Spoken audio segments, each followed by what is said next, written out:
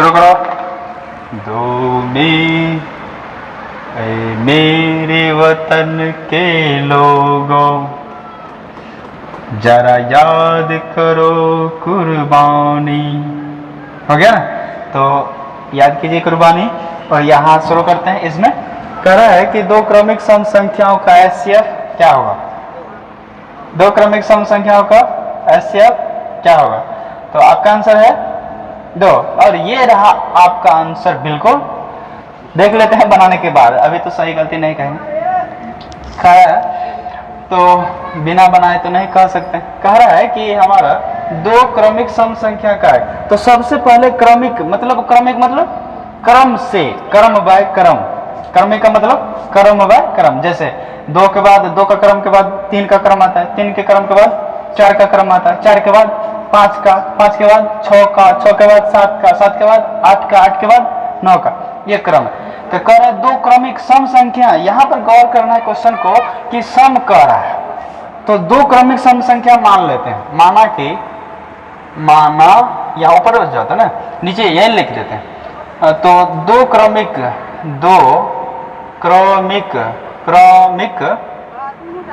सम संख्या, दो क्रमिक सम संख्या मान लेते हैं।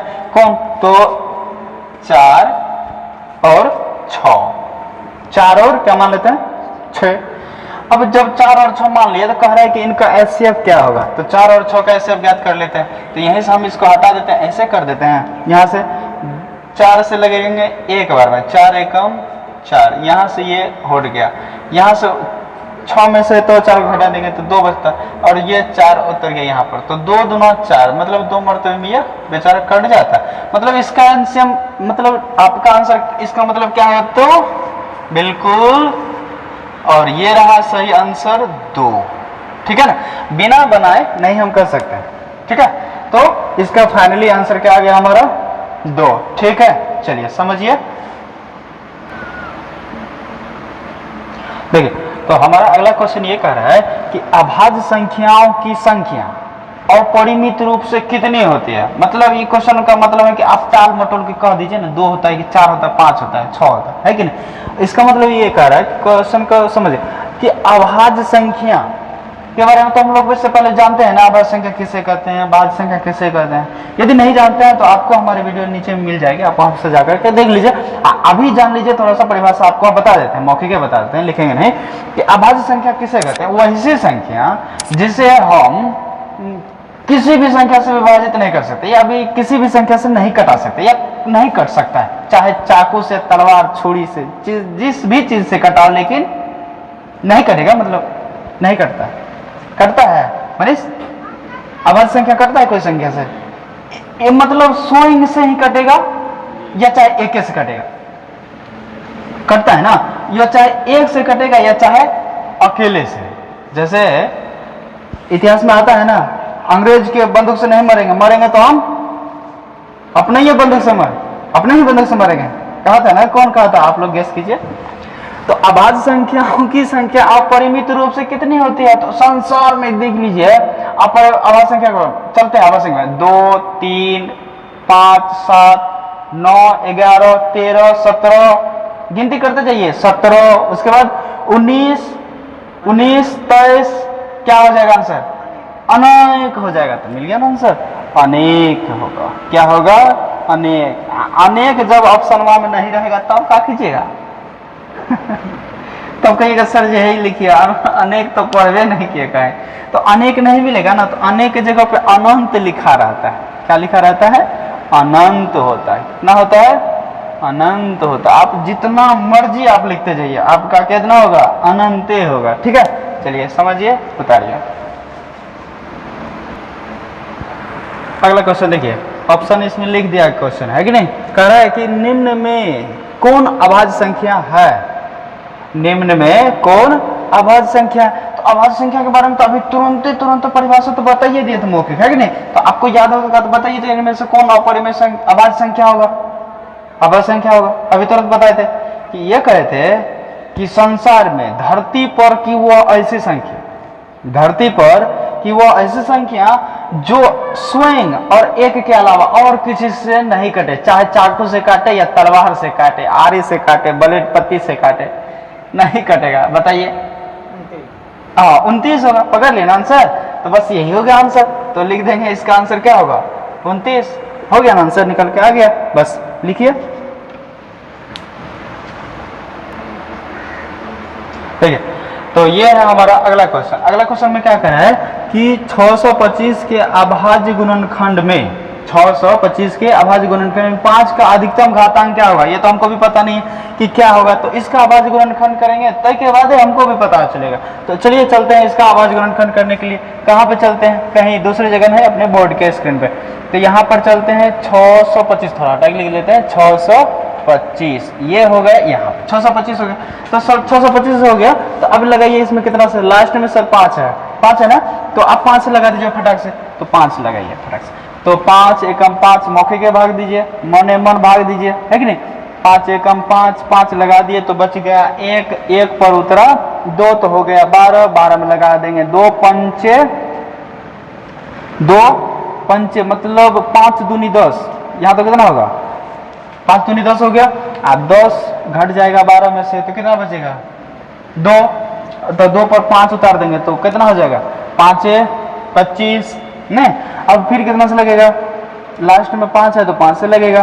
कितना बार में, तो भाग दीजिए तुक्का से, नहीं तुक्का से नहीं, कहाँ है लिखा 5 है ना, तो 5 से भाग लगाइए। 5 का 5, 5 दूने 10, ऊपर से 10 घटा देंगे 12 में से, कितना बचता है 2। 2 पर उतार दीजिए 5, 5 पे लगा दीजिए 5 25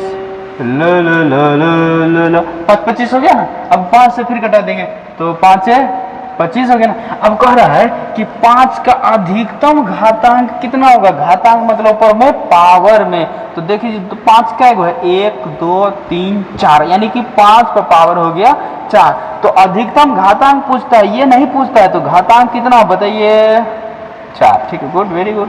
घातांक बराबर हो गया 4 हमारा इस क्वेश्चन का आंसर।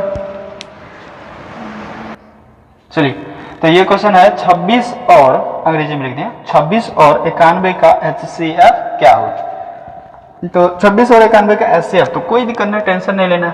26 ऐसे लिख देना और 91 ऐसे लिख देना।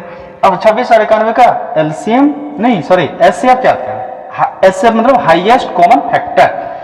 तो 26 से कितना बार लगेगा, 26 दूना 52 हो जाता है, 26 तिया कितना हो जाता है, 26 को 3 बार में गुना करके चेक कर लीजिएगा। तो 18 हो गया ना 18, 18 3 दूना 6 1 7, 4 बार में कितना होगा, 4 बार में यदि ज्यादा, 4 बार में ज्यादा हो जाता है। 6 चौके 24 के 4, हाथ में रहा 2, 4 दूना 8 2 10 हो जाता है, नहीं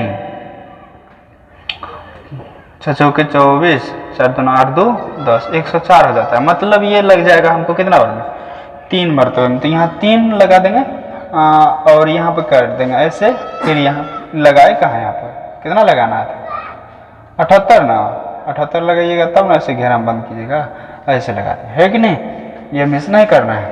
तो अब यहाँ कितना लगेगा, घटाइए 3 बचेगा, यहाँ पर घटाइए 8 बचा, 8 में से 7 घटाएंगे तो 1 हो गया ना।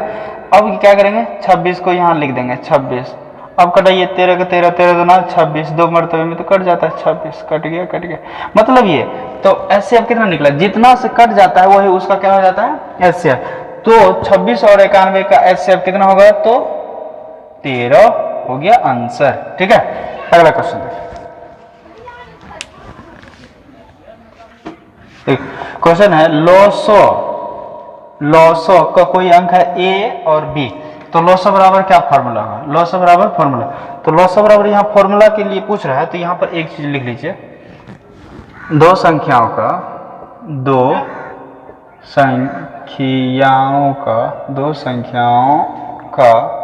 गुणनफल, दो संख्याओं का गुणनफल बराबर होता है क्या LCM गुना HC, यहाँ गुना HCF, ये होता है हमारा सूत्र।